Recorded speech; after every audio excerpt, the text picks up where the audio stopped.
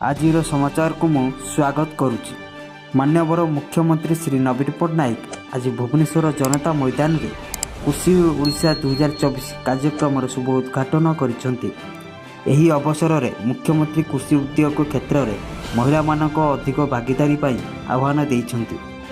एही कार्यक्रम 3 दिन धरी चलिबो। एही अवसर में सारा राज्यर चाषी मानक शुभेच्छा जणाई मुख्यमंत्री कहले जे बहुत खुशीर कथा जे ए वर्षर कृषि ओडिशा कार्यक्रम राज्यर महिला चाषी समर्पित।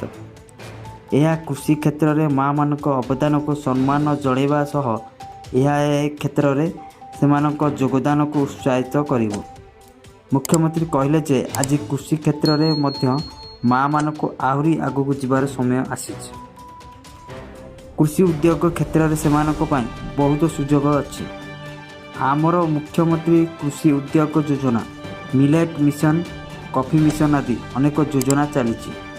से माने यार सुजोग नियंतु बोली मुख्यमंत्री आह्वान देइथिले।